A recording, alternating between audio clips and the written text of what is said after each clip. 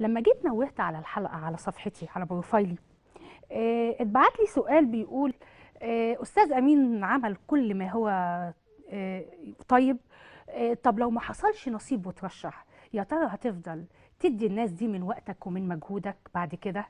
والسؤال ده جاني على بروفايلي وبسأله لحضرتك بما ان احنا قافلين الاتصالات على الهوا عشان وقت البرنامج. هو مبدأ، أنا لما دخلت العمل العام ما كانش في دماغي ترشيح، يعني هو مبدأ أنا مستمر لآخر يوم في عمري، يعني أنا مستمر لآخر يوم في عمري. رؤيتك انت بقى كأمين عام الجماهير عن الوطن الأكبر مصر في دقيقة عشان الختام.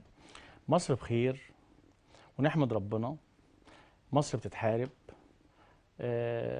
خدوا كل المناصب والمكاسب وسبيل كلمة وطن. يا ريتني أعرف حدودنا عاملة إزاي، جيراننا فيها إيه.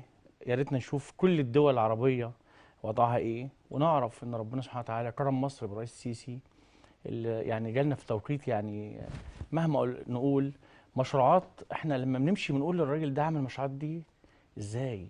المشروعات دي كلها مصر بخير، مصر فيها مصر تنمية في بخير، كل مكان. مصر بخير يا أستاذنا، وبإذن الله داعمين ومؤيدين هاشتاج أمين القرموطي. في نهاية حلقتي بشكر باسمي وباسمكم أمين العمل الجماهيري بمحافظة الدقهلية أستاذ أمين القرموطي، وإلى لقاء آخر في حلقة قادمة إن شاء الله. كان معكم على الهواء مباشرة بشرى الورداني. شكرا، شكرا جدا، شكرا.